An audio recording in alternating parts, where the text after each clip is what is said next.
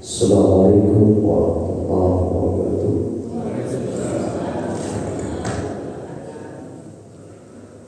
Alhamdulillahirabbil alamin. Shalatu wassalamu ala asyrofil anbiya'i wal mursalin wa ala alihi wa sahbihi ajma'in. Allahumma jalla sallallahu rasulahu bil huda wa dinil haqq yuzhiru 'ala ad-dini kullihi wa kafa billahi shahida. Jamaah salat subuh, bapak-bapak, ibu-ibu yang saya muliakan, alhamdulillah segala puja-puji bagi Allah Tuhan kita yang senantiasa terus memberikan kita iman Islam Esa. Tapi dari semua iman ini tentunya iman kesehatan. Sehat semuanya ya. Alhamdulillah, itu paling penting. Iman Islam Esa ini kalau nggak diikat dengan iman kesehatan, dan iman itu jadi goyang usul. Kalau tidak sabar, ya, orang yang sakit kalau tidak sabar bisa jadi yang musibah. Jadi kesehatan itu paling utama dari semua. Dan iman kesehatan itu juga kita gunakan alhamdulillah untuk mengabdi kepada Allah Subhanahu wa taala, melangkahkan kaki kita dengan mudah untuk sholat berjamaah, sholat subuh di masjid yang kita cintai ini, apalagi subuh. Dari 5 waktu sholat pas momentum Islamiran ya, puncak dari Islamiran itu kan sholat dari 50 waktu menjadi 5 waktu. Dari 5 waktu ini yang paling berat itu subuh. Kenapa begitu Ustaz? Subuh yang paling berat. Al-Quran menginformasikan itu. Makanya spesial oleh sholat subuh. Diberi nikmat kesehatan itu kita gunakan dengan mudah langkah kita untuk yang namanya untuk melaksanakan ibadah sholat subuh. Berapa banyak orang dengan badan yang sehat, fisik yang sehat. Karena untuk sholat subuh kan berapa langkah. Azan sholat subuh pun berbeda dengan azan apa sholat lainnya. Mana bedanya? Khusus azan sholat subuh, as-sholat, itu dia. Kalau di azan zuhur, kemudian asar, maghrib, isya nggak ada itu. Azan saja, panggilannya saja sudah berbeda dengan apa sholat selain sholat subuh itu. As-sholatu khairu minan naum. Sholat itu lebih baik daripada tidur. Coba kita bisa tracing berapa orang itu yang sehat sekarang dipanggil seruan seperti itu masih ada gitu. Gitu. Jadi luar biasa ya, kita adalah orang-orang pilihan kita sehat digunakan untuk melakukan kegiatan ringan dan sholat subuh. Mana Ustaz yang menginformasikan sholat subuh itu dia beda dengan sholat lain. Dalam sholat Isra ini pas. Surah Al-Isra itu bicara tentang sholat 5 waktu.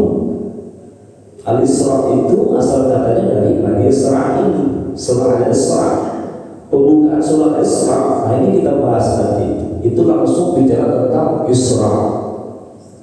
Mi'rajnya yang mana Ustaz? Mi'rajnya tidak diinformasikan dalam surah Al-Isra, tapi pada surah Al-Isra, kalau dalam surah Al-Isra itu kan cuma cerita Isra saja. Mi'rajnya di mana? Tidak ada surah Al-Isra ya. Di surah An-Najm. Nah ini cerita Mi'raj itu surah An-Najm. Najm itu artinya bintang, pas dia bintang di langit. Karena Mi'raj itu artinya tangga di mana Rasulullah naik ke langit ya Sidratul Muntaha. Jadi kalau asal Al-Isra itu adalah Isra-nya, Mi'rajnya itu ada di surah An-Najm, surat bintang. Al-Isra surah Bani Israil. Perintah sholat 5 waktu digambarkan dalam surah Al-Isra. Karena momentum dari surah Isra Mi'raj itu ya puncaknya tentang sholat yang 50 waktu menjadi 5 waktu.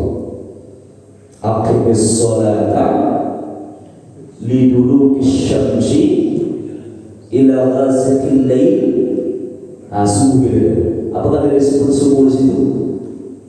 Waqur al-fajr itu subuh, Qur'an al-fajr itu subuh. Aqimis sholat, dirikan sholat. Aqimis sholat dari dulu syamsi, mulai sejak terbenam matahari. Maksudnya terbenam matahari itu kalau wajib berarti patokannya zuhur dan asar, mesti terang langitnya. Dulu syamsi ila ghasaqil lail, sampai si mataharinya terbenam. Kira-kira sholat yang matahari nggak ada lagi salat maghrib sama isya. Subuh beda dia. Wa Qur'an al-fajr, inna Qur'an al-fajr kana masyhuda, langsung dilihat malaikat. Itu makanya saya katakan kalau dia nikmat sehat digunakan langkah kaki dengan mudah sholat subuh. Ini berat memang sholat di azannya pun beda.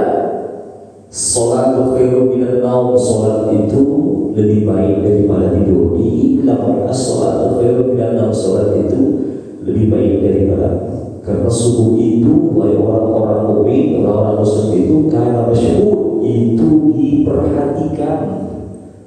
Banyak dalam hadis-hadis diterangkan begitu besarnya ya sholat subuh ini, pahalanya dibandingkan dengan sholat lain ya. Berat mendapatkan dunia dan itu masalah sholat. Selawat dan salam kita tidak boleh juga lupakan, kita lihatkan kepada Nabi kita Nabi Muhammad Sallallahu Alaihi Wasallam, karena beliau kita ini hidup ada pedoman Bapak Ibu. Kalau tidak ada Nabi Muhammad, tidak ada pedoman kita. Dasar panduan pedoman kita sebagai orang muslim adalah undang-undang pertama orang muslim itu adalah Al-Quran. Itu sudah tidak bisa terbantahkan. Jadi dasar yang namanya dari hukum Islam paling tertinggi itu bukan Undang-Undang 45. Meskipun kita tinggal di Indonesia, kalau di Indonesia itu hukum paling tertinggi itu Undang-Undang 45 kan, UUD 45 ya. Kalau dalam Islam itu bukan UUD 45 tapi adalah Al-Quran. Terus Ustaz gimana Ustaz? Jadi negara ini negara apa? Kafir. Jadi ada namanya kompilasi hukum Islam KHI. Dari kompilasi hukum Islam ini semua ulama-ulama itu dipanggil itu untuk merumuskan undang-undang yang ada di Indonesia ini. Ya dari IAIN, dari dipanggil. Misalnya hukum nikah jadi masuk kan jadi undang-undang. Jadi ya tetap dasar negara kita ini secara KHI itu masih merujuk kepada Islam. Sekarang undang-undang tentang keislaman yang ada di UUD 45 itu sudah nikah masuk ya. Tapi sekarang undang-undang terbaru nikah siri tidak boleh lagi Pak. Hati-hati nikah siri sekarang undang-undang baru lahir ya. Kalau nikah siri sekarang kan dilaporkan di sebuah penjara di undang-undang sekarang. Tapi kalau Islam nggak masalah kan gitu. Jadi mana yang bagus nih? Hukum Islamnya atau undang-undangnya? Undang-undang Indonesia-nya kan begitu sekarang undang-undang. Dalam ketahuan nikah siri dan pada bilang-bilang bisa dilaporkan masuk penjara undang-undang terbaru kan. Ya salam dan salam kita hadiahkannya kepada Nabi kita yang jadi pedoman. Karena Aisyah istri Nabi itu mengatakan kalau Al-Quran itu teks ya, zaman dulu kan ya para sahabat ya, itu semuanya kan tidak yang dibukukan yang namanya Al-Quran, tapi semuanya di dalam hafal. Dari hafalan itu dipraktekkan dengan aktivitas Nabi sehari-hari. Makanya Aisyah itu mengatakan kalau mau melihat Al-Quran itu hidup itu lihatlah Nabi Muhammad. Karena khuluqul Quran, Muhammad itulah Al-Quran berjalan. Mulai dari tidur Nabi, bangun Nabi, ya. Kemudian sampai aktivitas Nabi itu dasarnya semuanya adalah Al-Quran. Ada detail-detailnya itu Al-Quran dirincikan lagi dari hadis Nabi Muhammad. Jadi dari perkataan, ketentuan, kemudian fi'lun perbuatan, nah itu disebut hadis, itu sumbernya dari Al-Quran semuanya. Karena Al-Quran itu ada yang dia detail, ada yang tidak, ada yang mutasyabih, ada yang muhkam. Gak detail aja, ketika tidak kita dapatkan hukum dalam Al-Quran, maka rujuknya kepada hadis Nabi Muhammad SAW. Begitu ya. Jadi sumber pertama dari pedoman kita Al-Quran, kemudian sumber hukum keduanya hadis Nabi Muhammad SAW. Sekarang kita masuk dalam penanggalan Hijriah bulan Rajab, minggu ke 20 berapa sekarang? 28 Rajab. Artinya lebih kurang tinggal 2 hari lagi kita sudah masuk bulan Sya'ban. Tapi Rajab ini bukan Rajab ya. Rajab ini salah satu bulan yang disucikan bagi Allah Subhanahu wa taala. Kenapa begitu, Ustaz? Ada dalilnya. Dalilnya Taubah 36. Inna iddatash syuhur illallah isna asyara syahra. Itu Taubah 36. Sesungguhnya bulan bagi Allah itu ada 12 bulan. Jadi bukan hanya bulan Masehi saja 12, bulan Hijriah pun ada 12. Kalau Masehi apa itu? Hafal bulan-bulan Masehi hafal ya. Tapi Hijriah sih belum tentu orang semua hafal lagi. Salah sekali pun saya tidak yakin. Nah, kalau masih ada Januari, Februari, Maret, April, Mei, Juni, Agustus, September, Oktober, November, Desember. Itu tahu diambil dari mana nama-namanya? Dari nama dewa-dewa Romawi, raja-raja Romawi.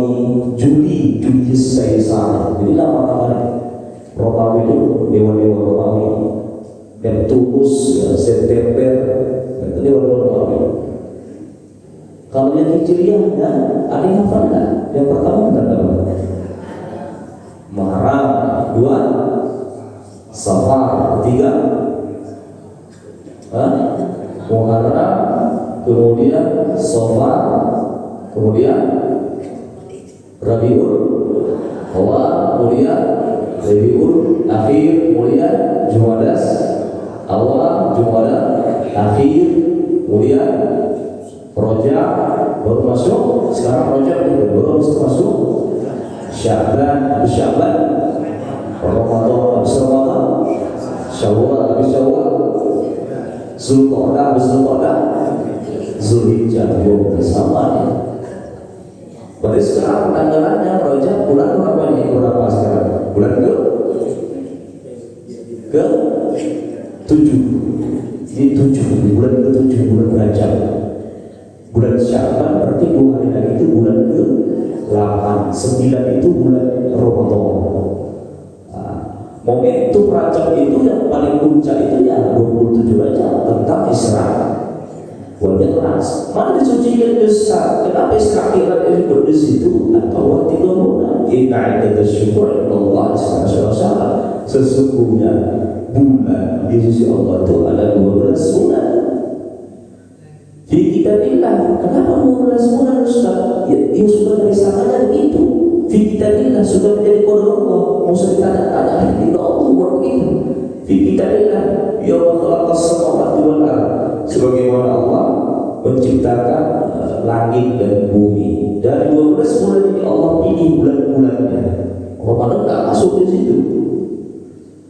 Minha arba'atu hurum, ada 4 bulan yang haram. Jadi kata-kata haram ini tidak selalu negatif ya, tapi positif juga. Haram itu yang disucikan deh.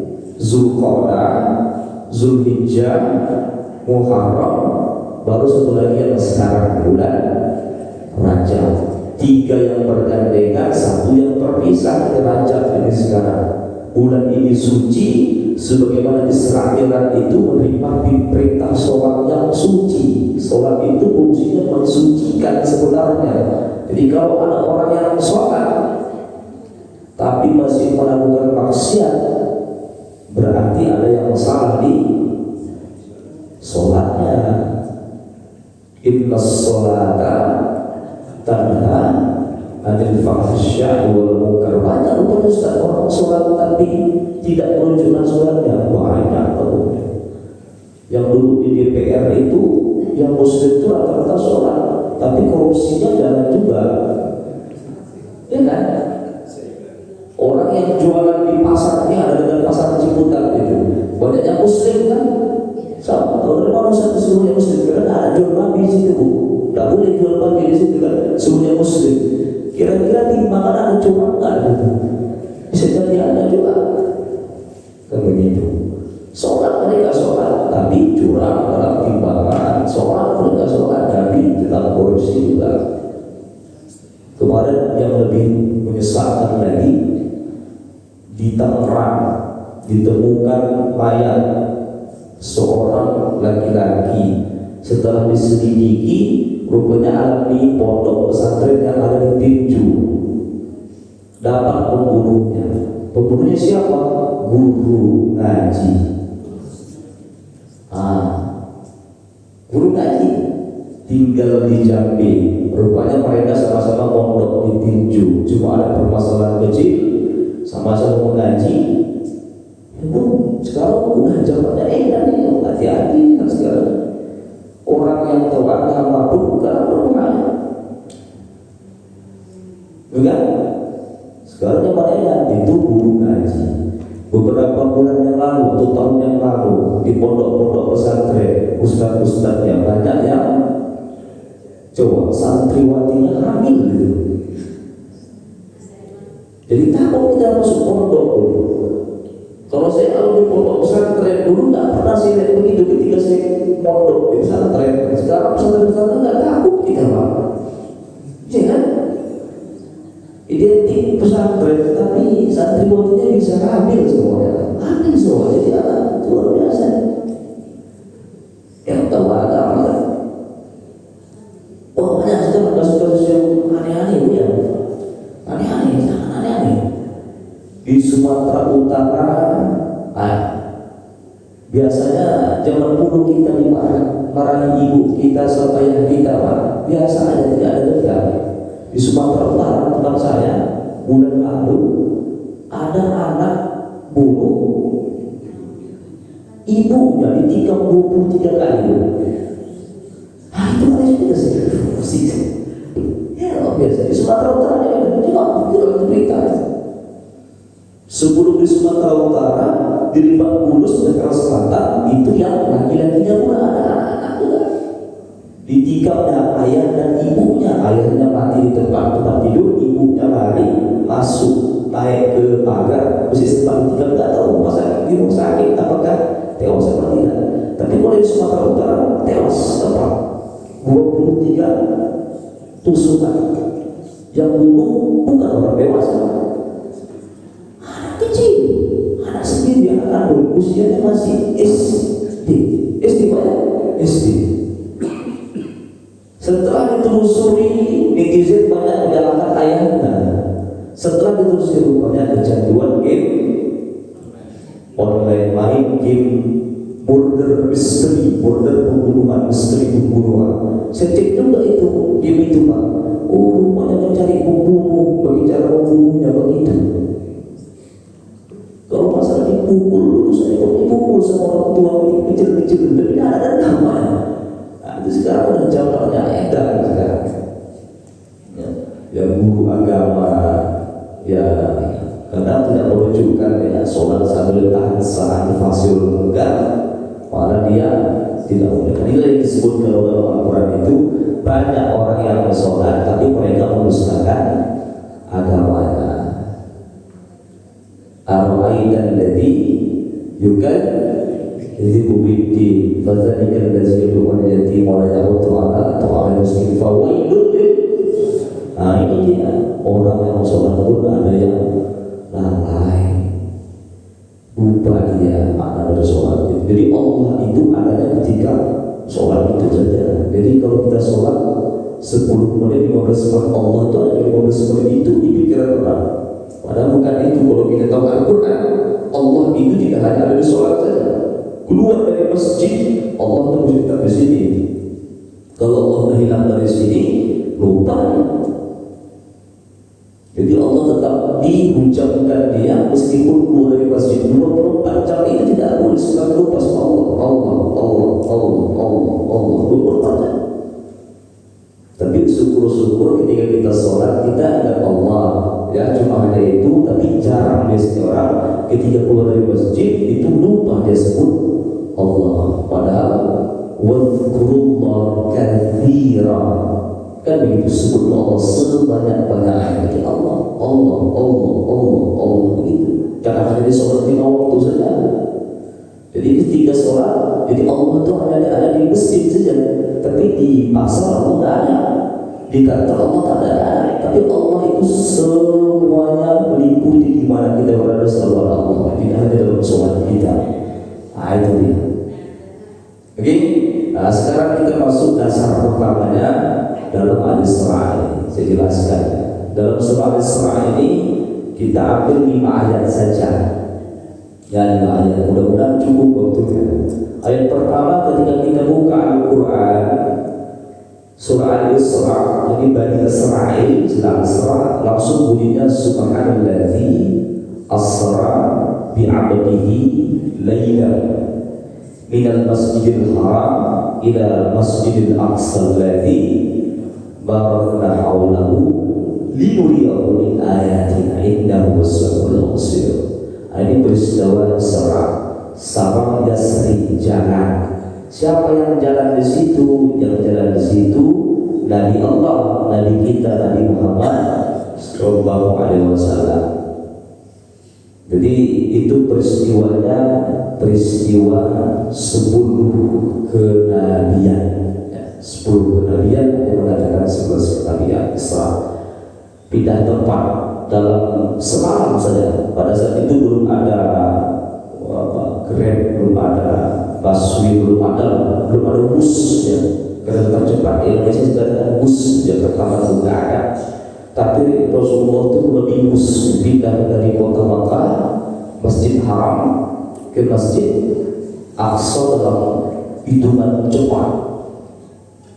Dalam suatu riwayat disebutkan Rasulullah menaiki kendaraan transportasinya namanya kilat. Kilat dalam bahasa Arab namanya barqul, atau kita sebut dengan buruk menggunakan. Jadi cepatnya semacam cepat kilat, borok. Ada yang memperlukan kuda berbentuk sayap, itu multitafsir. Tapi barqul itu artinya kilat, saking cepatnya kendaraan Rasulullah yang melebihi bus yang ada di Jakarta, Masjid Haram, Masjid Aqsa, apa yang disebut kecepatan kilat. Itu jauh itu. Dari Masjid Haram ke Masjid Aqsa ada naik pesawat, itu cepat satu malam.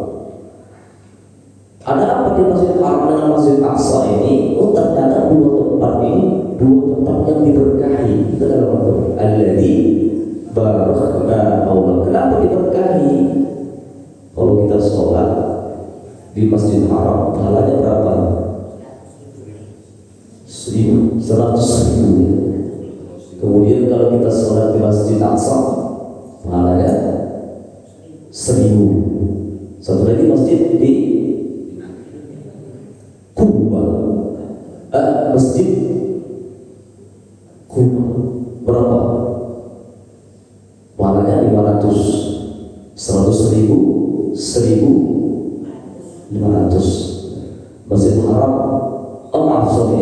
Madinah ya, Masjid Nabawi. Kuba itu masjid pertama kali didirikan Rasulullah dalam At-Taubah 18. Innama ya'muru masajid Allah, itu Masjid Kuba. Ya, karena satu-satunya masjid yang disebut dalam sejarah peradaban Islam itu Masjid Kuba. Ada kita cerita Masjid Kuba ini identik dengan ekonomi, tapi bukan di situ nanti ya. Panjang Masjid Kuba ini. Masjid Kuba nanti ada lawan Masjid Irak. Jadi Masjid Haram, Masjid Nabawi, Masjid Nabi di mana Rasulullah dimakamkan, satu lagi Masjid Aqsa. Adalah surah Al-Isra ini disebutkan Masjid Haram dan Masjid Aqsa, dua tempat yang diberkahi. Tadi ada bulan yang disucikan Allah, tadi ada apa? Ternyata Allah pilih juga tempat-tempat yang disucikan. Pertama, Masjid Haram yang ada di kota Mekah. Satu lagi Masjid Aqsa yang ada di Palestina, Yerusalem. Di Makkah ada dua, satu lagi di Madinah, Masjid Nabi Rasulullah SAW. Kan begitu, dua di Makkah, satu di Yerusalem. Makanya alladzi barakna haulahu, inilah tempat yang kami berkahi. Tujuannya apa? Masuk ke tema kita. Tujuannya apa sih serang-serang ini? Bukan hanya sekedar sholat. Jadi Rasulullah itu kan ketika mendapatkan wahyu, itu banyak orang-orang yang tidak senang dengan ajaran baru. Jadi Islam ini ajaran baru di tengah-tengah umat yang pada saat itu masih jahiliyah, yang saat itu masih paganisme, menyembah berhala. Ya benar, ada ajaran baru yang tatanan masyarakatnya di situ pada saat itu sudah berabad-abad, ratus tahun itu sudah mapan, sudah ada di situ ketua keagamaan yang masuk di ajaran baru. Orang sontak ini ajaran apa ya? Pokoknya banyak intimidasi, persekusi dari Rasulullah, dari yang masih sembunyi-sembunyi sampai yang terang-terang. Itu kan dalilnya jelas ya. Ketika dapat wahyu pertama, Iqra bismi rabbikal ladzi khalaq, itu masih sembunyi-sembunyi. Rasulullah masih bingung nih. Yang aku jumpa ini itu betul enggak ya perintah dari Allah untuk menyebarluaskan ajaran Islam ini? Rasulullah pun sampai takut, sampai turun wahyu kedua apa? Ya ayyuhal mudatsir, kum, bangun, informasikan tentang ajaran Islam. Rasulullah langsung informasikan ajaran Islam. Sholat belum ada, Isra Mi'raj belum ada pada saat itu. Masih mengingatkan mereka, orang-orang kafir Quraisy, orang-orang jahiliyah, jangan sembah lagi patung. Patung-patung itu membuat kalian menjadi syirik, tapi sembahlah sang pembuat patungnya itu, Allah Subhanahu wa ta'ala. Kesyirikan. Sampailah peristiwa Isra Mi'raj, puncaknya ibadah sholat. Jadi dalam 10 kenabian sampai 11 kenabian kan ada jaraknya berapa lama itu, karena sholat di bawah itu belum ada tuh. Banyak yang tidak suka dengan Rasulullah SAW, tidak senang dengan ajaran Rasulullah. Rasulullah stres juga, sama kayak kita juga manusia. Di awal-awal masih ada yang membackinginya. Yang backingnya itu pamannya, kemudian istrinya. Di tahun yang sama wafat dua-dua ini, karena pamannya ini adalah dedekot kaum Bani Hashim, ya pemain kunci di situ. Karena ini adalah suku terbesar juga ya, Bani Hashim ini. Pemegang kunci Makkah itu kakeknya di Muhammad. Wafat beliau, tinggal istrinya di tahun yang sama juga. Istrinya ini pemegang kunci ekonomi besar. Meninggal juga. Makin beranilah orang-orang Quraisy ya, untuk mempersekusi Nabi Muhammad. Tidak senang dengan ajaran ini, kan begitu, tidak senang dengan ajaran ini. Makanya Allah Subhanahu wa ta'ala memberi hadiah kepada Nabi Muhammad. Hadiahnya apa? Jalan-jalan. Tapi jalan-jalannya itu bukan jalan-jalan seperti kita ini ya. Dari Masjid Haram, Masjid Aqsa, kemudian naik ke Sidratul Muntaha. Nah itu di surah An-Najm, itu jalan-jalan itu. Karena kesabaran yang sangat luar biasa yang diterima Rasulullah. Meninggal orang yang menjadi backingannya dalam mengajarkan ajaran Islam. Dia depresi, pergi ke Taif. Sampai Taif pun orang tak terima ajaran Nabi Muhammad SAW. Udah dia pergi ke Taif, agak menggeser sedikit, agak mengungsi sedikit dari kota Makkah sampai Taif, dilempari. Dalam sirah itu ketika dilempari, Rasulullah bersandar di pohon kurma, pohon anggur, sampai turun malaikat penjaga gunung. Rasulullah, kau tinggal minta saja sama Allah biar aku diizinkan menimpakan satu gunung sudah selesai masa Taif. Tapi Rasulullah tidak mau kan, tidak dalam sirah Nabawi. Sampai Rasulullah balik ke Makkah dan dilempari dengan kotoran. tapi dengan kesabaran yang sangat luar biasa sudah goyang, ya, sudah depresi. Nah, maka muncullah Isra Mi'raj ini. Isra Mi'raj ini nanti ada satu tahunnya kepada nabi-nabi yang terdahulu, umat-umat yang terdahulu. Jadi kan jarak Nabi Muhammad dengan nabi-nabi sebelumnya itu kan nggak sehari dua hari, nggak setahun 2 tahun. Jarak dari Nabi Isa ke Nabi Muhammad ada berapa tahun? Coba. Sebelum Nabi Muhammad Nabi Isa berapa tahun dia? Enggak setahun 2 tahun. 5 hari. Karena naiknya dari Isa alaihissalam ke atas itu tidak pada 1 Masehi. Sekarang kita 2026 Masehi, berarti 2026 tahun yang lalu Isa naik ke atas. Ada yang mengatakan ketika Isa wafat, wa masolahu wa maqatalahu, ketika disalib itu kan.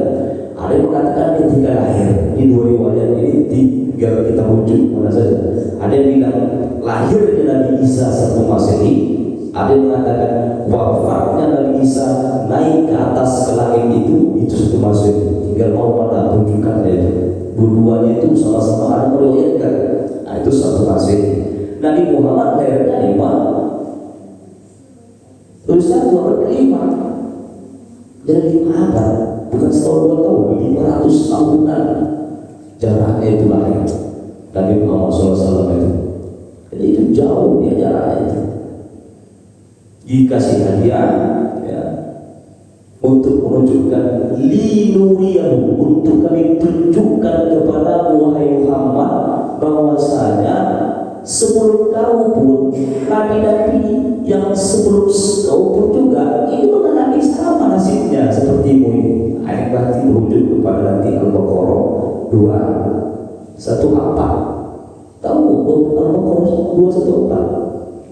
Am hasibtum an tadkhulul jannah wa lam ya'tikum mathalul ladzina khalu min qablikum massatuhumul ba'sa wad dharra wa zulzilu hatta yaqula ar-rasul wal ladzina amanu ma'ahu sabu mata nasrullah ala inna nasrullah qarib. Jadi artinya lebih kurang ini, apakah kalian kira amhasibtum antadkhulul jannah, kalian bisa masuk surga sebelum kalian diuji sebagaimana kaum-kaum terdahulu diuji. Nabi Isa juga diuji. Apa ujian Nabi Isa alaihissalam? Jadi kan ini informasinya kan Nabi Muhammad nggak dapat ini. Dulu belum ada media sosial, belum ada medsos, belum ada Facebook, belum ada Twitter, ya, belum ada apa lagi, belum ada X, belum ada. Jadi Nabi Muhammad ini tidak tahu ya Nabi sebelumnya siapa. Jadi kan peristiwa Isra Mi'raj ini Allah mau informasikan. Itu kan jaraknya kan Masjid Haram, Masjid Aqsa. Di tempat-tempat inilah nabi-nabi itu lahir, Bapak. Jadi 25 nabi itu lahirnya di Semenanjung Timur Tengah itu. Masjid Haram ada di kota Makkah, Masjid Aqsa ada di Yerusalem. Semua 25 nabi itu di situ-situ saja tempatnya itu. Di situ-situ saja. Mulai dari zaman Nabi Adam alaihissalam. Adam di mana? Perjumpaan dengan istrinya di Jabal Rahmah. Jadi kalau musim haji itu kan saya ketawa ya kalau nengok Jabal Rahmah dia. Capek pemerintah Saudi itu mencat putih Jabal Rahmah. Karena keyakinan kita orang Indonesia ini kalau di situ katanya kan memang terkabul ya. Jadi dibuat namanya di situ Poland Love Poland gitu. Nah, itu di yang tempat Nabi Adam alaihissalam serta istrinya perjumpaan itu sampai ada Persija ini ada di tembok-tembok ditulis ini cinta si ini itu pasti orang Indonesia ada orang Arab ada itu saja itu ditulis itu di jalan karena di sinilah perjumpaan antara Hawa dan Nabi Adam. Di Jabal Rahmah, makanya Jabal artinya gunung, Rahmah itu rahmatnya saya setelah terpisah ya, Adam turun di India, tepatnya di apa yang pemisah India dengan ada sedikit pulau kecil sekali di negara. India ada laut, sekarang negara. Itu ada sedikit tapak Nabi Adam, Gunung Baus. Negara apa? Nggak lupa saya negara. Dulu bagian dari India. Ada gunung sebenarnya Gunung Baus, Sri Lanka. Sri Lanka ini India, laut sebelah negara kecil Sri Lanka. Turun di situ Nabi Adam. Negara Sri Lanka itu bagian dari India dulu. Sementara istrinya turun di Jeddah. Jeddah itu tidak benar. Jeddah itu berasal dari kata nenek. Yang itu nenek kita semua. Jeddah. Jadi Jeddah itu kan jaraknya jauh. Saudi, Sri Lanka, sampai ketemu mereka di Jabal Rahmah. Keyakinan kita ya itu di situ kena makmur, semua di situ dibuat nama-nama ya dia dan pasangan supaya jodoh itu banyak. Setiap setelah musim haji dicat lagi itu nanti tubuhnya itu kan itu begitu biasa gitu ya. Itu Jabal Rahmah. Sampai pun di mana Arafah juga begitu ya. Pintu-pintu kehormatan juga yang portable itu juga dibuat begitu sama orang-orang kita ya. Dan keyakinan tadi itu supaya ada pasangannya bisa langgeng. Itu Nabi Adam, kemudian Nabi Idris, ya, kemudian Nabi Nuh, Nabi Saleh, terus sampai Nabi Isa. Itu turunnya sebantaran Masjid Aqsa sama Masjid Haram tadi itu di Mekah. Dari situ semua dulu Nabi. Siapa Nabi yang ada di situ? Idris juga di situ. Idris di mana Idris? Idris, ya di situ juga. Idris Soleh juga di situ. Nabi Nuh lagi.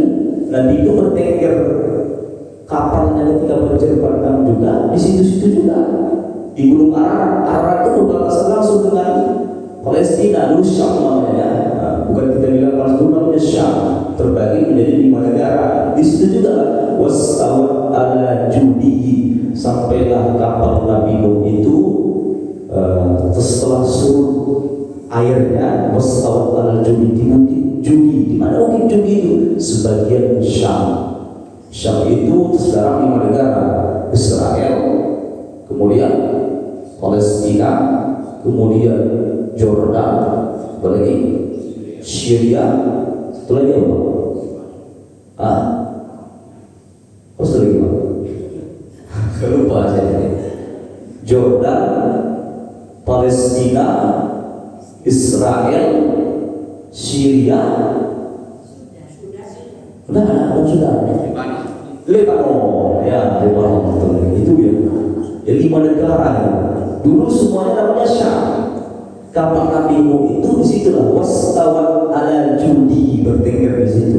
Dari mana sudah ada sampai sekarang diteliti sama peneliti.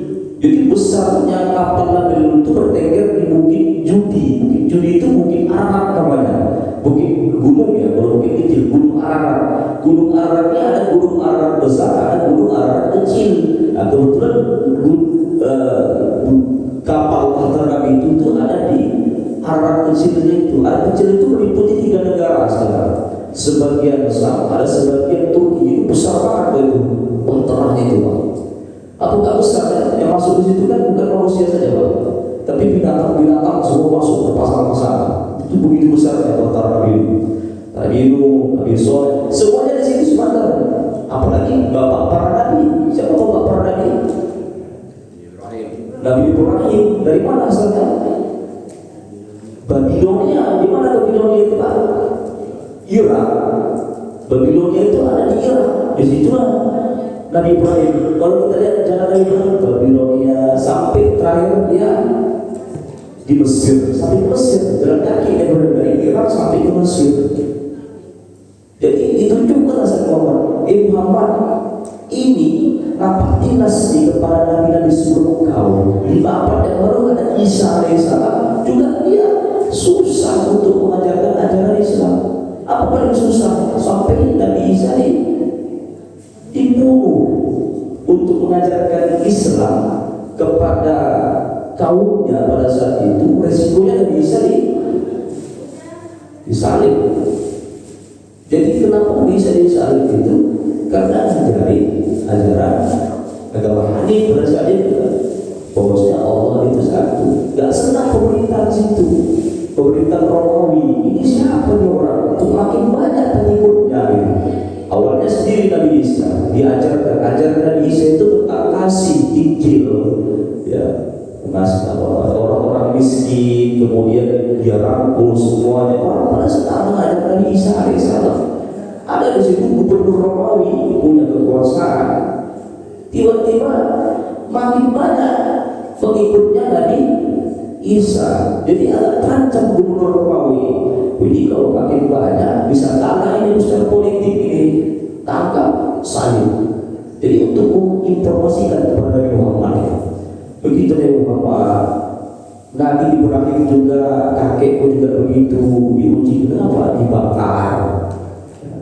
Begitu juga Nabi Ismail, ujiannya apa? Dia itu bahkan ujiannya berani dia disembelih, ya kan? Apalagi Nabi Ibrahim, Ismail, apalagi Nabi Yakub, misalnya Nabi Yakub, apa ujian Nabi Yakub? Anak-anaknya melawan sama yang Nabi Yakub, kan tidak sekali Yusuf. Begitu juga Nabi Yusuf, ya anak Nabi Yakub, ya dia ujiannya apa? Di penjara. Jadi semuanya ada ujian-ujiannya untuk menyampaikan yang namanya ajaran agama Hanif. Jadi untuk menghibur dari Muhammad, jadi jangan sedih Muhammad. Jadi kau ini yang terakhir, bukan kau saja yang pertama dapat ujian begini. Barulah masuk al-Baqarah tadi itu. Jangan kau sangka am hasibtum an tadkhulul jannah. Janganlah kau sangka masuk surga Allah itu mudah, sulit. Sebelum kau diuji dengan yang namanya persekusi, yang namanya kelaparan. Jadi Nabi Muhammad juga umat-umatnya diuji dengan kelaparan. Sampai Nabi Muhammad pun dia stres juga. Dia tanya sama Allah, mata Nasrullah, kapan sebenarnya pertolongan Allah ini datang? Ala inna Nasrullah, sesungguhnya pertolongan Allah itu amat dekat. Masalahnya lagi-lagi bisa sabar atau tidak, itu masalahnya. Jadi sudah digambarkan sama Al-Quran bahwasanya kesulitan dan kemudahan itu kadang berdampingan. Ketika Allah berikan yang namanya kesulitan, Allah sudah sediakan yang namanya kemudahan. Inna ma'al usri yusra, inna ma'al usri yusra, dua kali. Jadi ketika dikasih kesulitan, ketika kita sabar, bisa kita bersyukur dari segala apa yang diberikan Allah Subhanahu wa taala, maka pertolongan Allah itu datang dia. Tapi kita lihat fenomena sekarang, banyak orang ketika tidak sabar, tidak bisa merasa syukur, ini membuat dia rakus dalam kehidupan. Ya, tak sabar, tak syukur, ini baru-baru ya. Gara-gara rakusnya manusia ada. Itu banyak dia kadang sampai membunuh tadi kan. Banyak gara-gara itu, gak bersyukur, gak bersabar. Memang berat sabar dan syukur itu. Begitulah caranya dengan ujian-ujian itu. Abdan syakura, bersyukur. Jadi itu juga pada Muhammad, berilah Muhammad. Jadi kau sabar, bersyukur. Puncaknya menerima perintah sholat 5 waktu dari 50. Nabi Muhammad berjumpa di langit pertama, langit kedua, 3, 4 sampai 7 itu sampai dikurang menjadi 5 waktu. Makanya syukur sangat iris kita. Dari 50 waktu sehari, tapi ada juga orang yang tidak sholat. Orang yang sholat saja seperti kita terangkan tadi, masih banyak kadang dia mendustakan agama, apalagi yang tidak sholat. Karena sholat itu mengajarkan seorang itu bisa syukur, bisa bersabar. Saya rasa itu saja. Masalah surah Al-Isra, jadi ayat pertama saja dengan surah An-Najm ayat 13 yang kita bahas, Isra dan Mi'rajnya itu di surah Al-Mu'minah. Silakan Bapak Ibu, siapa kalau ingin bertanya, kita diskusi saja. Silakan. Terima kasih kita ucapkan kepada Ustaz Dr. Dastri Muslim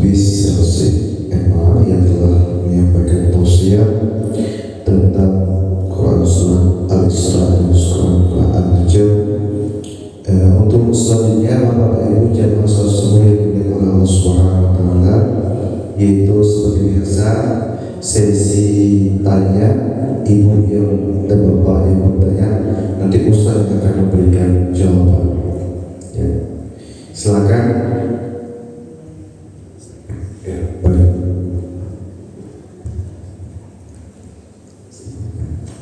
Assalamualaikum warahmatullahi wabarakatuh. Assalamualaikum. Yang terkait dengan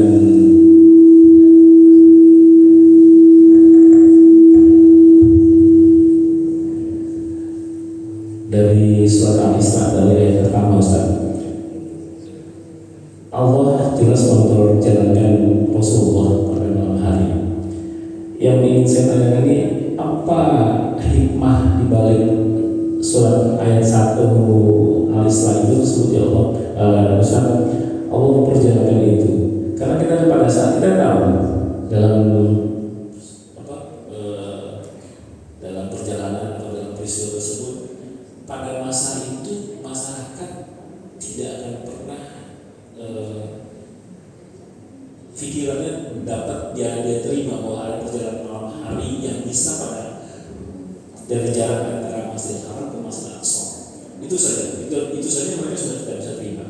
Cuma yang saya ingatkan, apa di balik hikmah itu Allah memperjalankan Rasulullah pada saat itu pada malam hari. Nah, kaitan saya dengan pertanyaan kedua, kenapa Allah tidak memperjalankan pada siang hari? Mengapa Allah memperjalankan pada malam hari? Itu yang mungkin secara banyak, karena Ustaz adalah dosen dari ilmu Al-Quran, mungkin bisa kami bisa dijelaskan dari dua pertanyaan saya tadi. Terima kasih. Assalamualaikum warahmatullahi wabarakatuh. Waalaikumsalam warahmatullahi wabarakatuh. Saya langsung jawab saja Pak ya, speaker dulu Pak ya. Subhanallazi asra bi 'abdihi lailan. Ada jawaban kenapa malam hari? Kata-kata seperti maksudnya lailan. Lailan min Masjidil Haram ila Masjidil Aqsa alladzi barakna haulahu liduriyahu. Itu kami tunjukkan kepada kaum Muhammad banyak nabi-nabi sebelum kau itu berpinta juga dalam mengajarkan ini. Innahu wasyarul basir. Semoga Allah Maha melihat semua apa yang kau perbuat. Diperjalankan dari Isra al-Mi'raj itu dari kota Makkah ya, menuju kepada Yerusalem. Tujuan utamanya untuk menunjukkan kepada Muhammad itu bahwasanya untuk mengajarkan Islam mudah. Banyak orang yang gak senang dengan ajaran Islam, dan Muhammad itu kan banyak gak senangnya ketika mendapatkan ajaran Islam. Jadi Allah itu menghibur hati dari Muhammad, bukan kau saja Nabi yang begini. Orang-orang sebelum kau sampai mati pun ada. Nabi Zakaria betul sama namanya. Zakaria itu tewas Pak, digergaji sama orang Romawi. Mujizatnya bisa membelah pohon itu gergaji. Meskipun untuk Nabi Muhammad dia tidak sampai mati, paling pelipis sebentar kan. Nabi sebelumnya itu puncaknya kematian. Nabi Isa tewas disalib. Yang merawat Nabi Isa, mama Nabi Isa merawat. Nah saya di Zakaria ini kan begini ceritakan. Ya Zakaria inna nubasyyiruka bi ghulamin ismuhu Yahya.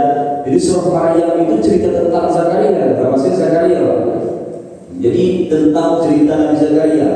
Nabi Zakaria ini merawat ibunya Nabi Isa alaihissalam, Maryam.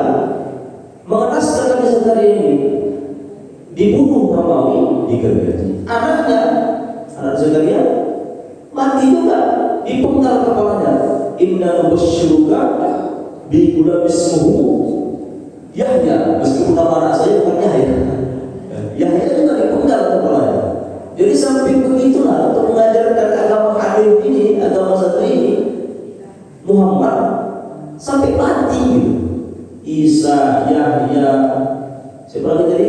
Zakaria, sampai mati. Ini mati kan tiga itu. Nabi Ibrahim sudah itu. Jadi untuk menunjukkan itu. Jadi jangan takut, terus ajarkan ajaran Islam ini. Jangan takut sampai nyawamu sampai menghilang, jangan mati terus. Karena udah sampai depresi dari Muhammad SAW. Karena manusia juga Tidak ada perbedaan antara Nabi dengan Rasulullah kecuali dapatkan wahyu. Kan begitu aja bedanya. Jadi ketika Rasul manusia juga stres, Nabi juga stres juga. Ketika manusia menikah, Nabi juga menikah juga. Jadi begitu. Jadi tujuannya itu saja sebenarnya. Puncaknya adalah sholat. Nah, ketika dia dari Yerusalem Masjid Aqsa, ketika mengimami itu kan minimum 124.000 Nabi dan Rasul. Kalau 25 Nabi itu kan yang ada di Aqsa dan Aqsa Yerusalem yang ada di Masjid Haram. Tapi 124.000 itu tersebar di segala ini. Jadi dulu pernah mungkin ada Nabi-Nabi 124.000. Tahunya dari mana? Dari Abu Zar al-Ghifari. Abu Zar al-Ghifari itu nanya asal Rasulullah, Rasul, sebenarnya jumlah Nabi dan Rasul ini berapa? 124.000. Dari mana kita tahu? Peristiwa di serangkaian itu. Jadi ketika sampai Rasulullah di Yerusalem, di Masjid Aqsa, sebelum naik ke Sidratul Muntaha, Rasul sholat dulu dia.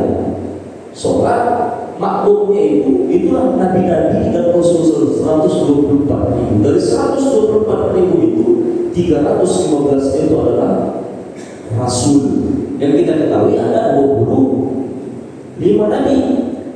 Banyak Al-Quran ada memang disebutkan dalam Al-Quran itu Nabi-Nabi selain 25 Nabi itu ada. Misalnya di Nabiyihim, itu tentang apa? Tentang Nabi Ibrahim berdebat dengan raja. Berdebat dengan raja itu di Al-Baqarah 259.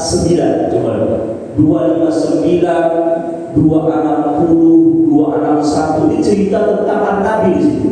Jadi setelah cerita Nabi Ibrahim disuruh untuk menyembelih burung, ada di situ Nabi juga namanya Uzir. Uzir, atau Nabi Uzir, karena tak masuk dalam Nabi Uzir. Jadi Uzir ini dia melewati suatu desa. Di desa ini semua penduduknya mati. Kemudian Uzir mengatakan, siapa yang bisa menghidupkan penduduk desa ini? Sudah terbengkalai semua desa itu. Yang bisa dihidupkan Allah Subhanahu Wa Taala. Ketika Uzir mengatakan seperti itu, Allah uji Uzir ini, tertidur dia. Tertidur 100 tahun kemudian dia bangun.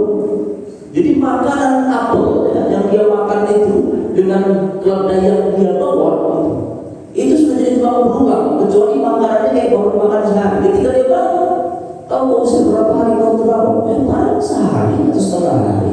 Coba tengok itu keledai itu sudah jadi tukang berulang.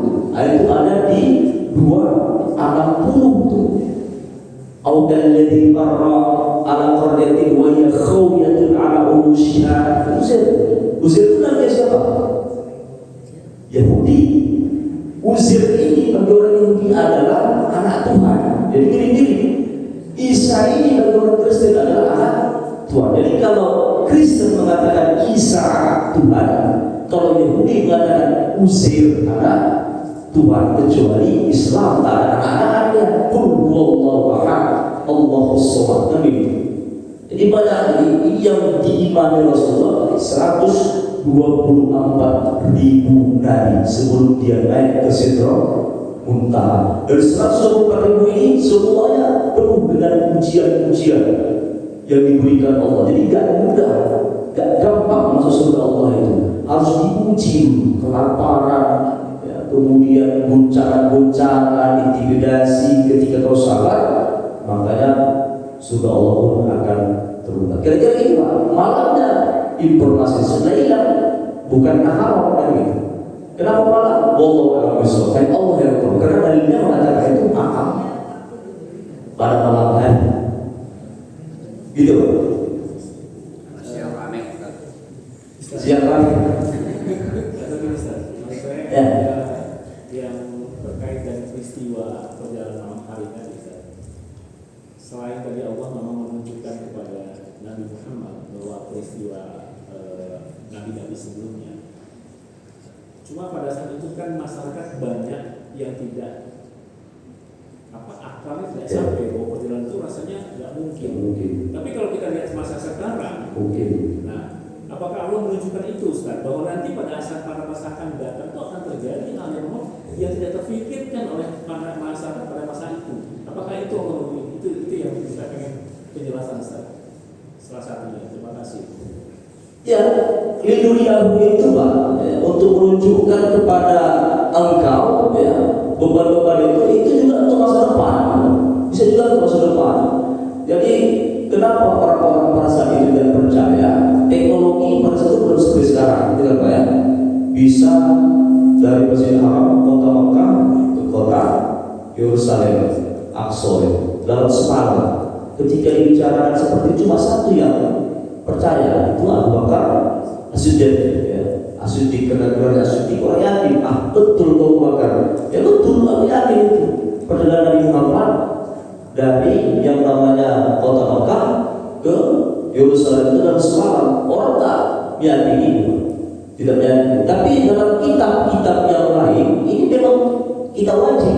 Gak percaya dalam hati kan memang gak boleh. Bahkan lebih ekstrimnya disebut kafir kan. Pada saat itu memang Allah uji itu. Ya Allah uji. Dan yang itu bukan segala sesuatu yang tampak itu saja yang harus kita yang imani. Kira-kira itu. Yang tidak tampak itu harus diimani.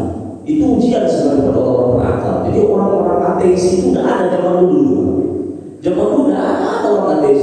Ateis itu kan tidak teis, artinya Tuhan tidak bertuhan. Sekarang zaman dulu tidak ada. Kalau sekarang itu namanya orang-orang rasional, materialis. Rasional itu masih yakin dia benar. Ateis itu tidak kecewa. Aku tuh nggak yakin lah sebelum aku tampak. Siapa orang ateis itu Ustaz? Kaum Nabi Musa.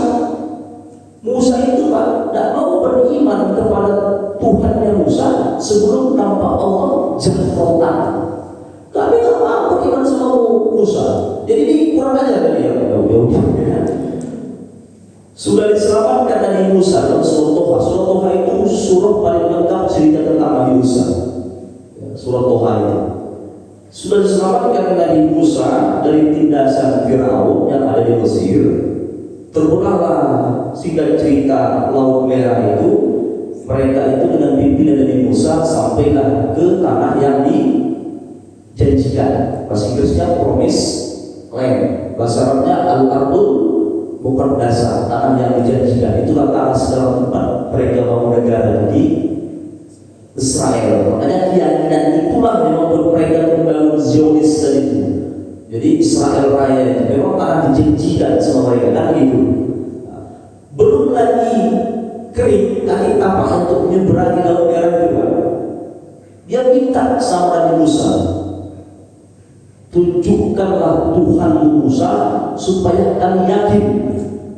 Lihat mukanya itu, marah tuh, diledakkan gunung itu, mati mereka. Begitu. Jadi rasional itu mati. Dibangkitkan lagi, ini peristiwa dimatikan dibangkitkan lagi. Uzir juga begitu, 100 tahun. 7 pemuda dalam gua, tahu tidak? Cerita itu Ashabul Kahfi juga begitu. Yang juga begitu. Dia ingin lihat muka Allah. Mana muka Allah? Saking rasional ya. Dibayangkannya bagaimana muka Allah itu dijadikan patung sapi. Itu tentuannya Samiri, patung sapi anak emas. Jadi ini Yahudi itu harus nampak. Dimana dia coba suruh dia buang meledak gunung itu. Jadi sudah ada. Nah, zaman Nabi Muhammad SAW itu sebelum Nabi Muhammad Nabi Musa itu tetap ada orang begitu. Tapi tak yakin sehari semalam doang bisa terbang dia dari Makkah ke Yerusalem. Padahal sebelum sudah ada. Dan tak yakin benar Bakar. Dulu itu sudah ada begitu. Ini pada juga ya sampai Abu Bakar itu juga bertanggung judi itu adalah salah satu budaya paling terbesar di kaum jahiliyah. Dulu boleh berjudi. Judi khamar itu dulu boleh sebelum datang dalil untuk menghapus semuanya. Judi itu kadang untuk menunjukkan wibawa Islam ya, untuk meyakini itu surah Ar-Rum. Ibu tahu surah Ar-Rum? Guli Bedrum itu tentang Romawi di kalangan. Abu Bakar itu judi di situ. Yang menang itu siapa? Ar-Rum. Baik, Ar-Rum, Guli Bedrum yang menang itu siapa? Ya, yang menang itu siapa? Coba buka Al-Surah Guli Bedrum dikalahkan bangsa Romawi oleh bangsa Persia. Kemudian setelah itu mereka akan menang kembali. Itu sudah ada informasi ayat itu. Sementara orang-orang Quraisy itu yang mereka paling cocok koalisinya sama Persia itu Majusi. Karena ada kitab Romawi itu kitab Injil, sama-sama ahli kitab, kita Al-Quran, mereka juga Injil.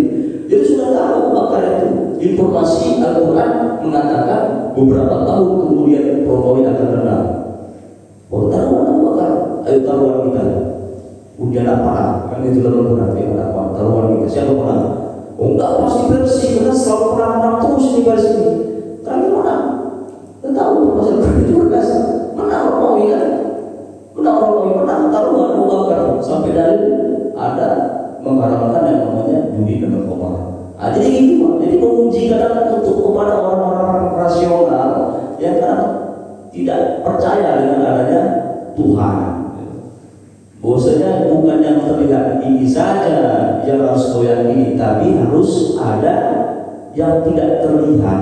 Yang tidak terlihat itu harus kau yakini. Yang gaib itu harus diyakini. Salah satu rukun iman yang gaib itu.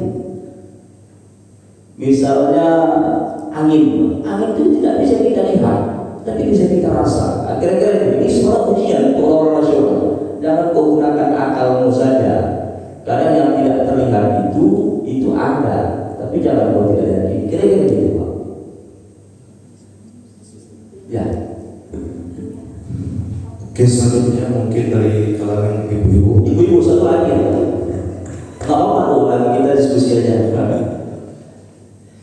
Silakan Ibu.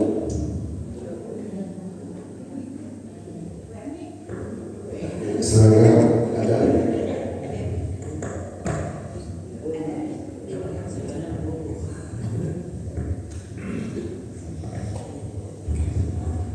Bismillahirrahmanirrahim. Assalamualaikum warahmatullahi wabarakatuh. Waalaikumsalam warahmatullahi wabarakatuh. Saya menanyakan ini kayaknya menimpang apa betul ya, antara ujian dengan laknat itu apa Ustaz? Ujian Dengan laknat orang Allah. Ya seperti kita kan sekarang kan banyak ini yang coba-coba dari Allah ya. Seperti yang di Aceh itu gitu kan. Ada yang mengatakan itu laknat Allah. Iya, itu semua ya. Iya. Makasih Mas. Oke. Kalau jadi kita melihatnya dari kacamata ini beda-beda, ya.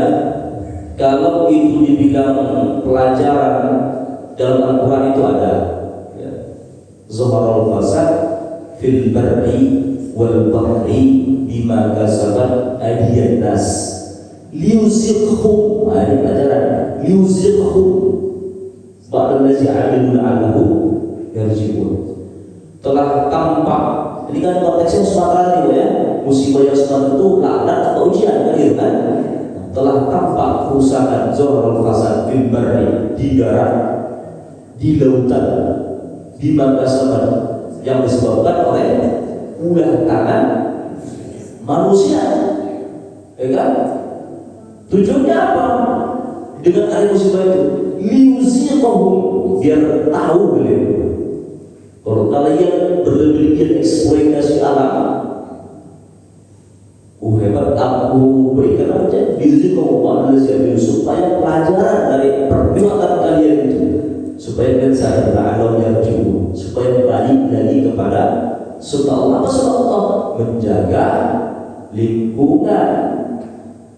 Jadi menjaga lingkungan itu bagian dari surga Allah juga itu. Buang sampah sembarangan, ada. Wa min ajli zalika katabna ala bani Israil man qatala nafsan bighairi nafsin dan au fasadan fil ardh.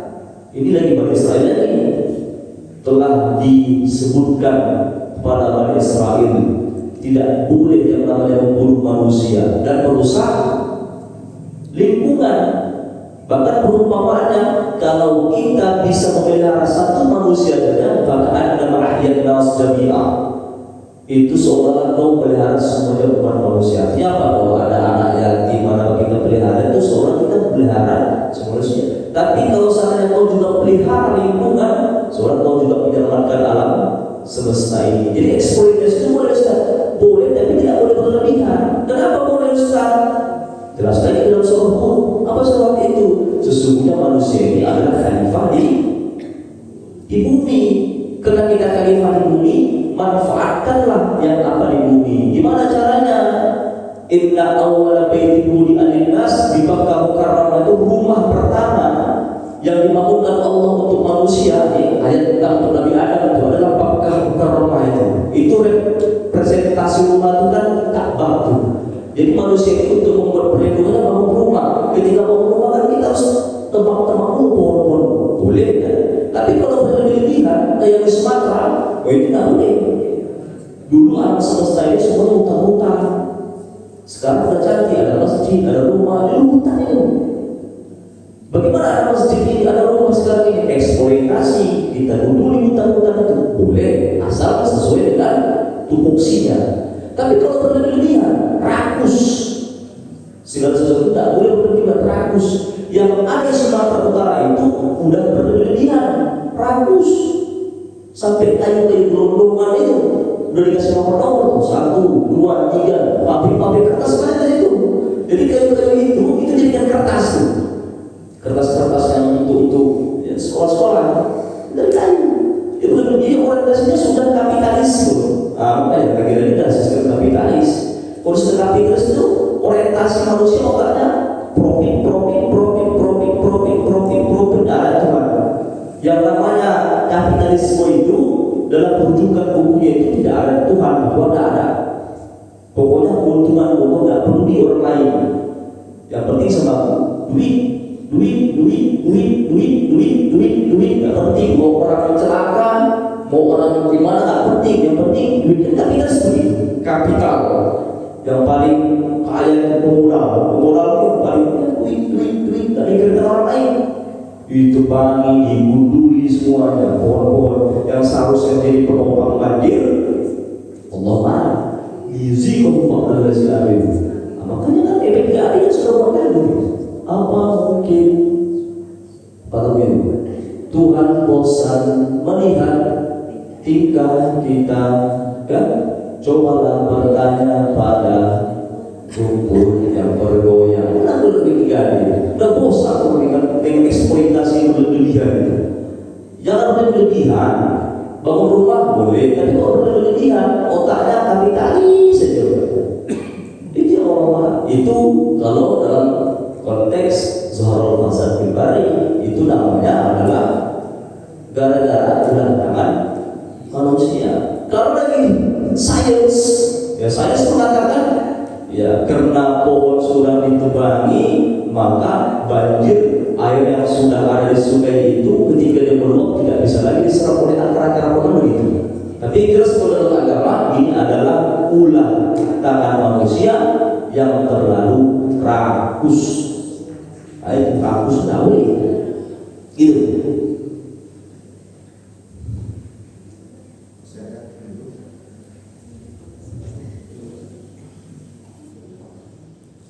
Oke, cukup Ustaz. Terima kasih dan ucapkan kepada Ustaz yang telah menyampaikan kajian subuh di Masjid Jami Al-Rida.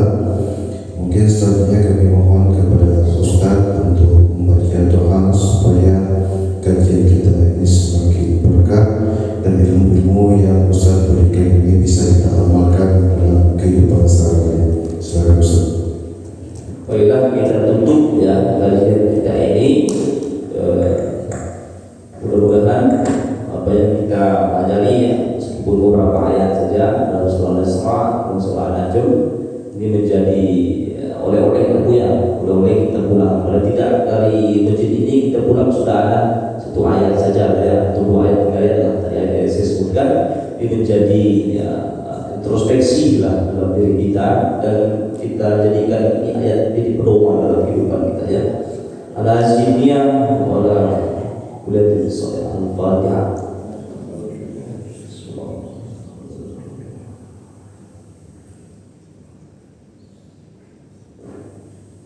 Ya kita tutup Bismillahirrahmanirrahim. Bismillahirrahmanirrahim. Alhamdulillahirabbil alamin. Salatu wassalamu ala asrofil anbiya wal mursalin wa ala alihi wa sahbihi ajma'in. Adhan wa ni'ma wa yukafir mazidah ya Rabbana lakal hamdu kama yanbaghi li jalali wajhikal karim wa sultanik.